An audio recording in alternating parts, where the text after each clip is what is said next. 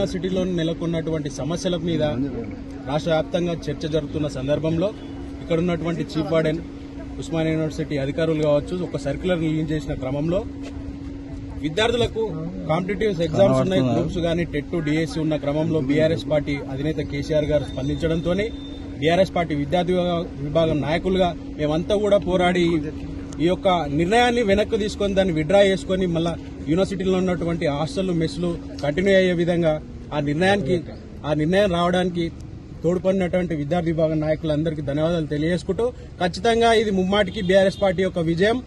ఉస్మానియా యూనివర్సిటీలో విద్యార్థులే కాకుండా రాష్ట్ర వ్యాప్తంగా ఉన్నటువంటి విద్యార్థులకు, నిరుద్యోగులకు, యువతకు వారి యొక్క ప్రయోజనాల కోసం పోరాడాల్సి వస్తే అది ఖచ్చితంగా కేసీఆర్ గారి నాయకత్వంలో బీఆర్ఎస్ విద్యార్థి విభాగం పనిచేస్తున్నదనేసి తెలియజేస్తూ ఈ సర్కులర్ ఏదైతే ఉన్నదో దాని మీద నడుస్తున్నటువంటి చర్చ క్రమంలో గౌరవ ముఖ్యమంత్రి రేవంత్ రెడ్డి గారు బాధ్యతాయుతమైనటువంటి పదవిలో ఉంటూ వారు ఖచ్చితంగా దాన్ని ఎడిట్ చేసి ఆ లాస్ట్ ఇయర్ ఉన్నటువంటి సర్క్యులర్ ను ఈసారి రిలీజ్ చేసినటువంటి సర్క్యులర్ ని ఎడిట్ చేసి దాన్ని ఒక అసత్య ప్రచారాలకి ఈరోజు ప్రచారం చేసుకుంటూ విద్యార్థులను, యువతను కూడా తప్పుదో పట్టిస్తున్నటువంటి దుస్థితి ఈ రాష్ట్రంలో ఉన్నది. ఆ వాటిని ప్రశ్నించినందుకు మా విద్యార్థి నాయకుల మీద కేసులు పెట్టి ఈరోజు జైలుకు పంపుతున్నటువంటి దుర్మార్గం ఈ రాష్ట్రంలో నెలకొన్నది. మిస్టర్ రేవంత్ రెడ్డి, ఈ రాష్ట్రంలో ప్రజాపాలన అన్నావు, ప్రజాస్వామ్యం అన్నావు, ప్రజాపాలనలో విద్యార్థుల మీద కేసులు అయితాయా? ప్రశ్నిస్తే కేసులు పెడతారా అనేసి ప్రశ్నిస్తా ఉన్నాం. మరి అంతేకాకుండా గతంలో ఉన్నటువంటి చీఫ్ వార్డెన్, ఇదే చీఫ్ వార్డెన్ గారు లాస్ట్ ఇయర్ ఇచ్చినటువంటి శ్రీనివాస్ గారు ఉన్నారో వారి చేత లాస్ట్ ఇయర్ ఇచ్చినటువంటి సర్క్యులర్ ఇది. దీన్ని ఎడిట్ చేసి చీఫ్ మినిస్టర్ ఒక డేట్ మాత్రం మార్చి దాన్ని ట్విట్టర్లో చేయడం ద్వారా విద్యార్థుల్లో కావచ్చు, యువతలో కావచ్చు, చదువుకున్నటువంటి విద్యార్థులందరిలో కూడా ఒక కన్ఫ్యూజన్ నెలకొన్నది. ఈ ప్రభుత్వం చేతగాని ఒక అసమర్థతను ఈ రోజు ఉస్మానియా యూనివర్సిటీ మీద రాజకీయంగా వాడుకుంటున్నదే తప్ప ఉస్మానియా యూనివర్సిటీలో మరి కరెంటు కోత ఎందుకు వచ్చింది, నీటి కొరత ఎందుకు ఏర్పడ్డది అనే దాని మీద చర్చించకుండా నీవు రాజకీయాలు చేసుకుంటా ఈరోజు పార్లమెంట్ ఎలక్షన్ లో పార్లమెంటు కాన్స్టిట్యున్సీలు తిరుగుకుంటా ప్రచారం చేయడానికి సమయం ఉన్నది. కానీ ఉస్మానియా యూనివర్సిటీలో ఈ రోజు ఒక ఉస్మానియా యూనివర్సిటీకి ఇంత సమస్య వస్తే రాష్ట్రంలో ఉన్నటువంటి ప్రభుత్వ విద్యా సంస్థల పరిస్థితి ఏంది, ప్రభుత్వ యూనివర్సిటీల పరిస్థితి ఏందనేసి ఈ విధంగా ఆలోచించకుండా ఆ సమస్య ఎందుకు వస్తున్నదనేసి ఆలోచన చేయకుండా కేవలం ఉస్మానియా యూనివర్సిటీ అంశాన్ని రాజకీయంగా వాడుకోవడం తప్ప నువ్వు ఈ సమస్యలు ఎందుకు వస్తున్నాయనేసి ఒక పరిష్కార మార్గాన్ని నువ్వు ఎందుకు చూపట్లేదు?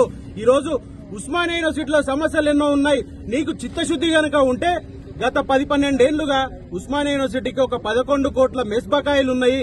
వాటిని తక్షణమే రిలీజ్ చేసి విద్యార్థులకు ఉచితంగా మెస్ సౌకర్యం కల్పించగలవా? నీకు చిత్తశుద్ది గనక ఉంటే, నీకు బాధ్యత గనక ఉంటే ఉస్మానియా యూనివర్సిటీలో ఉన్నటువంటి డిపార్ట్మెంట్ లో ఏ ఒక్క డిపార్ట్మెంట్ లో కూడా ఈ రోజు కూడా ఒక వైట్ పేపర్ లేదనేసి నీకు తెలుసా? అసలు నీ మానిటరింగ్ ఉన్నదా? ఈ ప్రభుత్వానికి విద్యా వ్యవస్థ మీద అవగాహన లేదు. ఈ ప్రభుత్వంలో విద్యాశాఖకు ఒక రివ్యూ అనేది లేదు. 4-5 నెలలు గడుస్తున్నా కూడా విద్యాశాఖకు నువ్వు ఇచ్చినటువంటి ఏ హామీని అమలుపరిచినావు? 4-5 నెలలు ఉన్నప్పటికీ కూడా విద్యాశాఖకు ఈ రాష్ట్రంలో అసలు మంత్రి ఎందుకు లేకుండా పోయిండు? ఈ సమస్యల మీద మేము చెప్పుకోవాల్సి వస్తే ఎవరికి చెప్పుకోవాలి, ఎవరి దగ్గరికి పోవాలి? ఈ ప్రభుత్వంలో పట్టించుకునే నాదుడు లేడు. ఒక సెక్రటరీ ఉండడు, ప్రిన్సిపల్ సెక్రటరీ ఉండడు. ప్రజా దర్బారాన్ని పెట్టి ఆ ప్రగతి భవన్ లో ప్రజా దర్బారాన్ని పెట్టి ఒక మంత్రి కూడా అందుబాటులో ఉండడు. ఏ మంత్రులకు చెప్పుకోవాలి మేము? ఏ విద్యాశాఖ అధికారులకు చెప్పుకోవాలి? ఇక్కడ ఉన్నటువంటి వీసీ దుర్మార్గం చూస్తే అదో రకంగా ఉన్నది. ఇక్కడ ఉన్నటువంటి విద్యార్థులను నిరుపేద విద్యార్థులైనటువంటి గ్రామీణ ప్రాంతాల నుంచి ఉన్నటువంటి నేపథ్యాల ఆ విద్యార్థులు వచ్చి చదువుకోవాలి. ఇక్కడ గ్రూప్స్ ఎగ్జామ్స్ ఉన్నాయి, టెట్ ఎగ్జామ్స్ ఉన్నాయి, నెక్స్ట్ మంత్ ఆ డిఎస్సీ ఎగ్జామ్స్ ఉన్నాయి. ప్రిపేర్ అవుతున్న క్రమంలో దుర్మార్గంగా నిర్దాక్షిణంగా ఇక్కడ నుంచి ఖాళీ చేయించే కుట్ర చేస్తా ఉంటే దీన్ని అడగకుండా నువ్వెందుకు ఖాళీ చేపిస్తున్నావు? అసలు నీకు ఏం ఆర్డర్స్ ఉన్నాయి, నీకు ఏ రైట్స్ ఉన్నాయి అనేసి ఆ పేద విద్యార్థులను ఇబ్బంది పెడుతున్నావు అనేసి ఆయన మీద యాక్షన్ తీసుకోకుండా చీఫ్ వార్డెన్ బలి చేస్తా ఈ రోజు అసలు దొంగలను పక్కకు నెట్టేసి వీళ్ళు రాజకీయ పబ్బం గడుపుతున్నారే తప్ప దీంట్లో భాగంగా ఉస్మానియా యూనివర్సిటీలో పెద్ద ఎత్తున ఆ లేడీస్ హాస్టల్ ముందు కూడా నీళ్లు లేక, కరెంటు లేక 2-3 రోజులు అర్ధరాత్రి వరకు కూడా ధర్నాలు చేస్తే ఆ వీడియోలు కనిపించలేదు. కానీ కేసీఆర్ ఒక ట్వీట్ చేస్తే ఆ ట్వీట్ కు స్పందించి ఉప ముఖ్యమంత్రి దీని మీద రివ్యూ తీసుకుంటాడు.